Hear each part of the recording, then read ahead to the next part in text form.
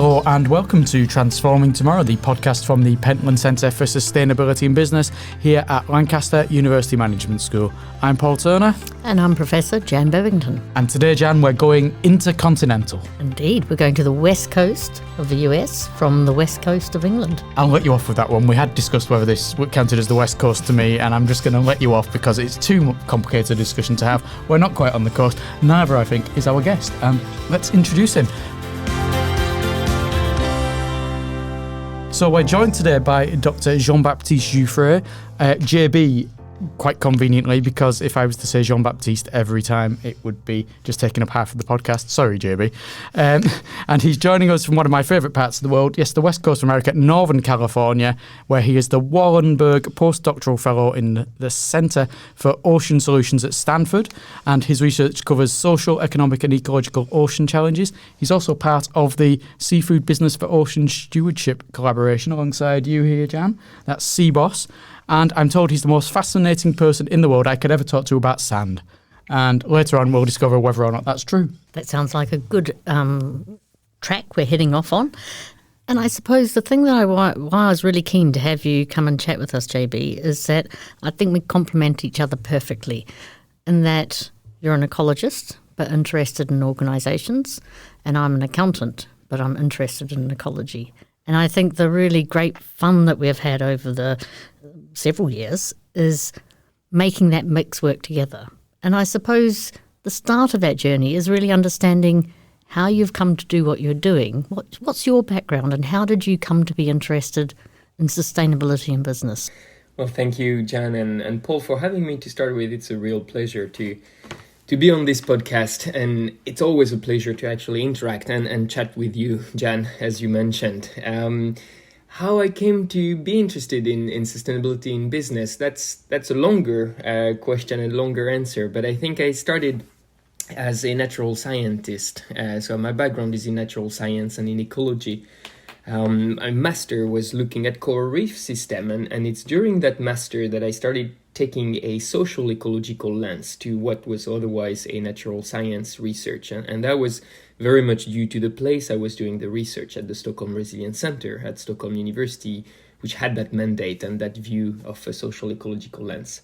And then the PhD became a much bigger journey from ecology to sustainability science, which is often defined as problem-driven and solution-oriented.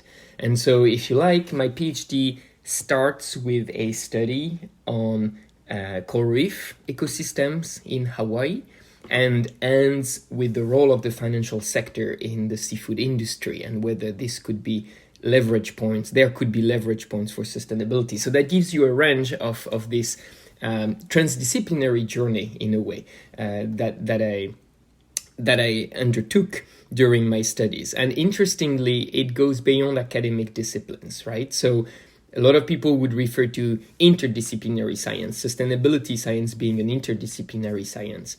I think you can also argue that sustainability science is very much transdisciplinary in the way that it engages beyond academia. So it not only collects and synthesizes sciences from multiple disciplines, but it has a mandate to engage beyond academia with societal actors.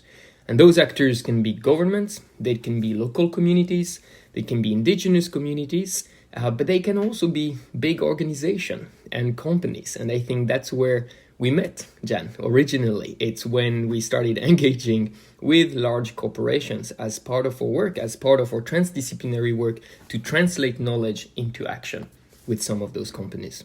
I was particularly struck by your use of something called a leverage point. And I think our listeners will be really interested to know what you mean by that, because if we're wanting change, we're all searching for places where change can happen. And a leverage point perspective gives us some view on that.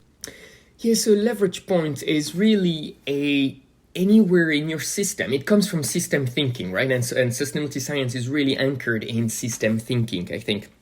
Which fits quite well with organizational science as I believe and as I understood. And so a leverage point is where in your system you can act, or like where in your system a small change can have a large impact across the entire system. So that's what it's meant by leverage point. So like an entry point where you can actually, with a small change, some doesn't mean the change is easy, but it means it would cascade through your system. So what are the key points? What are the key actors? What are the key governance or norms that can actually transform across the system? That's what we're after. And of course, there are different depths to your leverage point. You can think of a very shallow leverage point where it's going to be easier to leverage, but then it will cascade less, or you will have less of an impact. And then you have much deeper leverage points, which are the much more difficult ones to actually leverage, norms, mindset, worldviews, but those would actually transform your system in a bigger way. You're talking a lot about systems there, and when it comes to system, what is the system we're talking about here? I'm told it's not oceans, but ocean. That's a key distinction. Yeah, that's right. That's a nuance I like to make in my work, and I try to convince people around me that there is only one global ocean. It's quite fascinating. I mean, if you go down the weeds of like 5 ocean basins, like actual geological basins, but one single ocean, and I find there's much power in the description of a single ocean, where you understand that first it's a finite space. So whatever happens in it, whatever falls into it, whatever ends up in the ocean doesn't disappear against the horizon into another ocean. It's the same ocean basins. And then it also conveys the interconnectivity of it. So everything is connected because it's one body of water. There's a beautiful depiction of that, which is a world map based on the Spielhaus projection, which actually shows the ocean as one single body of water bounded by continental masses. Yeah, I've seen that map, and it is fascinating because you're not looking at the world as we traditionally look at it, with the North Pole at the top, the South Pole at the bottom. You've got it all sort of folded in on itself, and it is quite fascinating to see how the Indian Ocean becomes the Pacific Ocean, becomes the Atlantic Ocean, becomes the Arctic Ocean, and all of the oceans flowing together like that. And what challenges does the ocean face now? What are the main challenges that it's facing now and going forward in time? So here it really depends how long you want that podcast to be, Paul, because the ocean is certainly facing a lot of challenges. And so I'll try to be brief. And usually people who start with that sentence, already they won't. So I'm aware of that. But you can answer that question in many different ways. Some people will tell you, plastics is the big thing. There's so much plastic pollution going on. A lot of people and a lot of scientists would tell you climate change, because indeed climate change is a major threat on it. And I think all those are correct to their own extent. Again, if you take a system view, which I like to do, I would argue that some of the challenges that the ocean is facing is based on this notion of a blue economy or an ocean economy. And so it's this rapid increase of ocean use, of human use and of the ocean, like human expansion into the ocean, which has been defined as the ocean economy. And it's the perception that the ocean is a new economic frontier that will sustain human development. And with that comes a wide range of sectors. And each one of those sectors interacts with each others. Sometimes there are conflicts. So the ocean space becomes increasingly more crowded. And so I think that's one of the challenges we're already seeing happening into the ocean, is how crowded that space becomes with interactions and conflicts between users. Each one of those activities also have environmental impact. So there are consequences to drilling for oil and gas. There are consequences in overfishing. There are consequences even in increasing by 50,000% the capacity of wind farm, which is a good thing from an energy perspective, but comes with other perhaps drawbacks in the ocean. And I could go on. So there are consequences to each one of those environmental impacts. There are also equity concerns with those activities. If there is a race to the ocean, then the question is who is racing and who's benefiting from that race. And there are also, therefore, who's lagging behind. So who's not benefiting from that new economic frontier. And finally, there are governance challenges, because the ocean is a really big place. We're talking about 70% of the Earth's surface, and 2/3 of it lies beyond national jurisdiction, which is really unique to the ocean, right? I think with the exception of perhaps Antarctica, that could be compared and that is currently governed under an international treaty, there are no other place on Earth in the same way as the ocean is. You can have all the president of the world, and I'm thinking of the French one right now, saying that we need to protect the Brazilian Amazon, rightly so, but at the end of the day, it's under the jurisdiction of Brazil. The ocean is very different. 2/3 of it lies beyond those national jurisdiction. It requires multilateral cooperation and collaboration. I'm going to put you on the spot then. Is there any one challenge you feel that you would like to see addressed first, or are all the challenges so interlinked that you couldn't really think, oh, we can address one without addressing the others? The latter. They are absolutely interlinked, Paul, and I think, of course, you have all those activities that I described. I took on purpose a kind of like an extractivist view on it, or a user view on the ocean, but they are happening on the backdrop of climate change, and we are seeing changes in the ocean. The ocean has been one of the most wonderful buffer that humanity has had for climate change, absorbing up to 93% of excess heat, providing oxygens and so on, a tremendous diversity of life in the ocean. So every time we dive somewhere, we're discovering something else, a new species. Every time you go in the deep sea, you come up with a new species that humanity didn't know.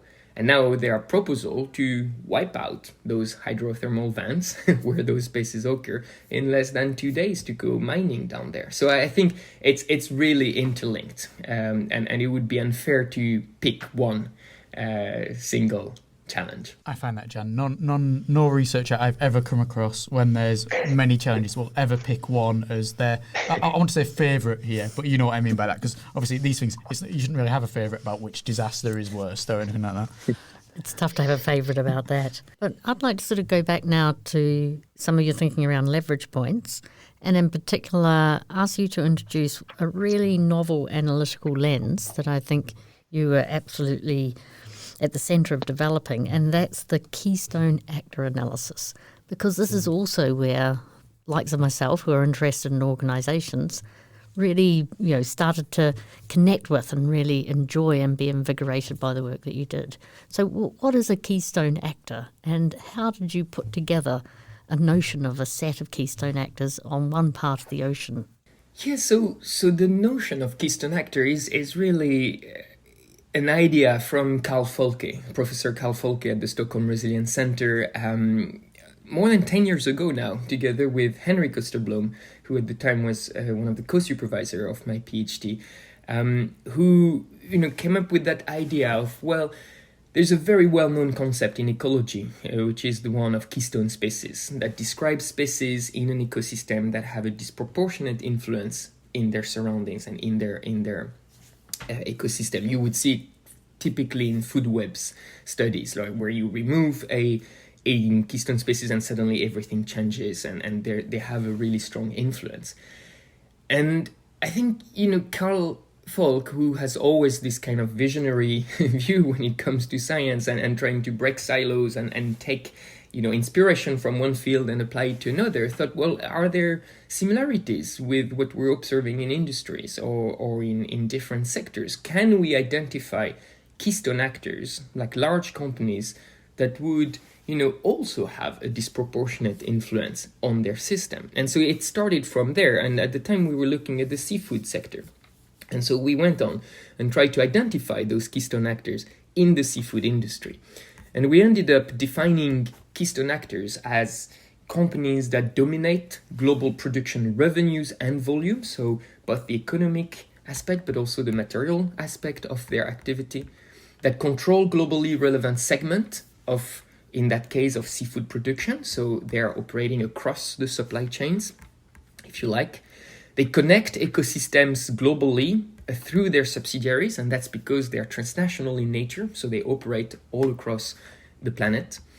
And of course, they influence global governance processes and institutions. So you have that kind of link of that influence link between some of those companies and some of the governance processes. And this is how we we put forward a proposal, a definition for this is what keystone actors could be.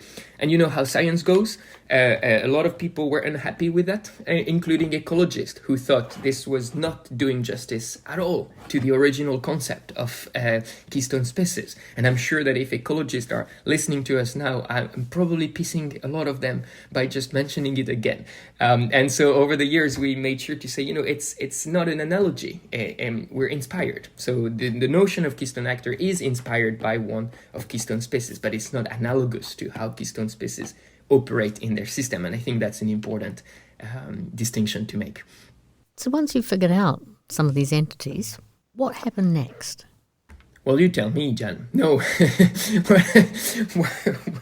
One way to answer that is to say that originally when we first proposed that idea of keystone actors, it was drawing on another use of the keystone word itself, which was applied to a revenue distribution, right? And it was said to be a keystone pattern if you had asymmetrical distribution of revenues with a few very large actors in that context, like companies accounting for most of the revenues typically of an industry, which is something you see across the board. And so we identified that in the seafood sector. And at the time, the paper that was very descriptive, trying to make the point and identify the operation, like who those companies were, what they were doing, where and how, had that speculative conclusion that given their size, sustainable leadership by those actors could result in cascading effect throughout the entire seafood industry and enable a critical transition towards improved management of marine living resources and ecosystem. And that was a speculative conclusion. It was like, given their size, if they were to do things right, that could actually have a big effect. We're going back to this idea of leverage point earlier. And what was a speculative conclusion became a hypothesis of an experiment that is actually still ongoing. And so we went on and said, well, let's try it. Let's try whether those companies have an appetite for such a leadership. And so the Seafood Business for Ocean Stewardship initiative that you referred earlier, Paul, is very much that experiment. It's that ongoing experiment of engaging with the CEOs of 10 of the world's largest seafood companies in the world and trying to figure out whether they can change practices not just in their own operation, but also across the seafood sector. And I think this is the paper that brought some attention to Jan originally and that made her reach out to us. Absolutely. And that was the point of intersection for me. You're too involved. Is that the problem? It's like, this is all you from here. No, that's actually what I wanted to ask about, though, JB, because you've worked with Jan. You're working with people from totally different disciplines as well as business as well. So how does that work? How can people who are used to so totally different methods of research come together and, produce something that actually does work rather than clashes with each other? Well, I think that will really depend on who you ask. And depending on who you ask, you're going to get a very different answer to that question. I think it might be harder for some people than to others based on how grounded or anchored into a particular disciplines you are. For me, it's an absolute joy to actually break those silos and cross. I get a big kick out of it, even intellectually. I think to figure out, there's so much knowledge out there in the different disciplines that I do not possess whatsoever, and yet is so relevant for some of the research questions that I'm investigating. There are methods out there that I don't know anything about, and yet could be applied on data that are not being used with those methods, because the people developing those methods don't have access to those data, if you follow me there. And so I think like cross-pollinating different fields, certainly different academic fields, but even beyond academia, and we're going back to this notion of transdisciplinary science, to engage with those societal actors, is really interesting because the learning becomes multi-directional.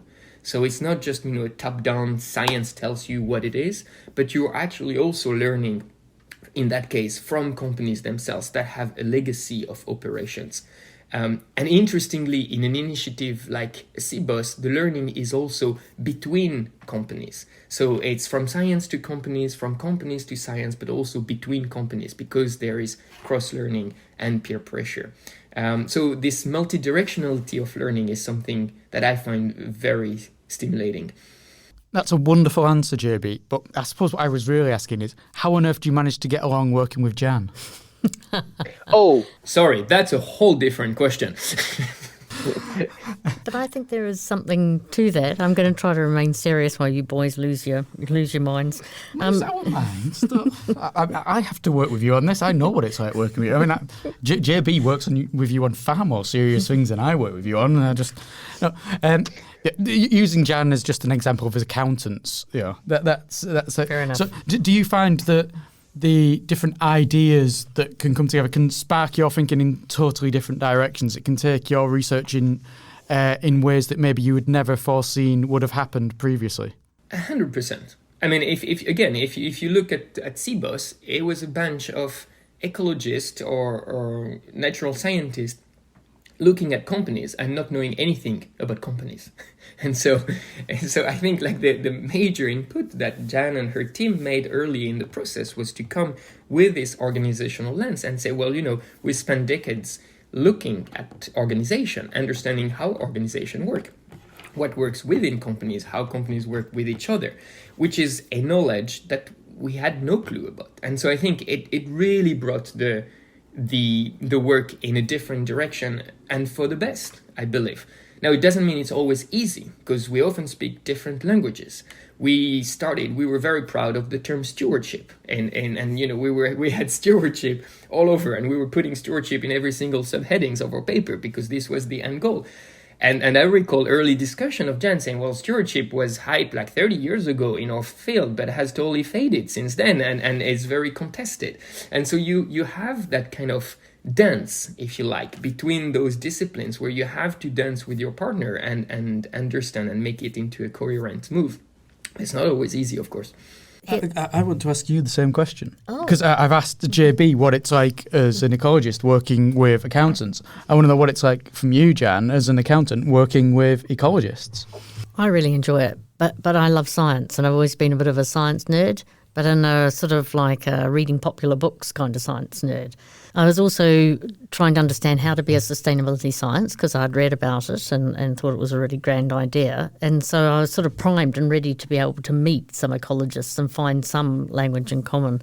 And then I think it's also predisposition. So I've spent time sort of explaining how capital markets work, which is really quite hard because I just know how they work. And so I have to actually lay it out and sort of be really systematic about it. But the flip side is, when you do our kind of accounting work, you tend to look at large economic units in a single country, but you don't know whether or not they're sensible sort of ecological cohorts or what impact these companies have. So for me, the real excitement has been knowing which companies to worry about from an ecological perspective. And the colleagues that we work with, and JB in particular, are really generous as I make a mess of the natural science and then help me along.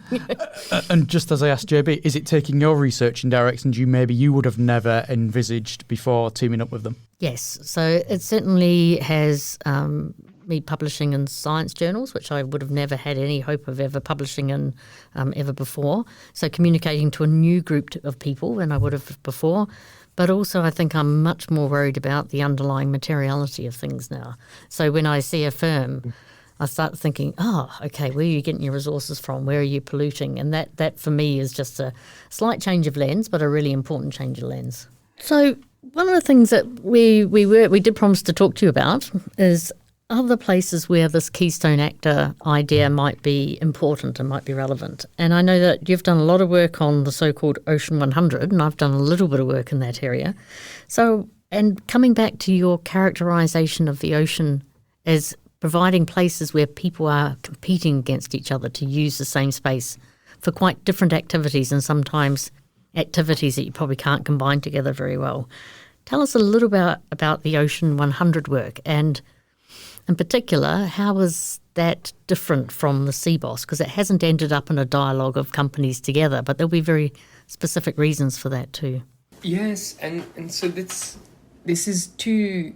So the blueprint was supposedly the same, like identify big companies out there, do the homework of figuring out how big they are and what kind of influence they have, and then reach out and engage in a dialogue to see there is an appetite for leadership and for sustainability leadership given the urgency of the situation.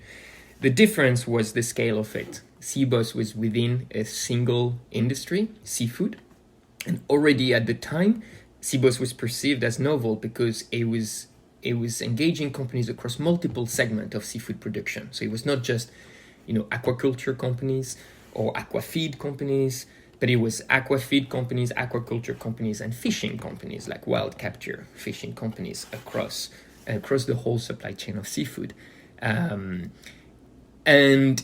And so that was the novelty, but it was still one sector. The Ocean 100 the idea was to say, well, look, there are all those commercial uses of the ocean, all those activities that we discussed earlier taking place in the ocean. Let's identify companies in each one of those big sectors and engage. And so this was work led by John Virdin at Duke University, trying to identify keystone actors in every single of those ocean industries.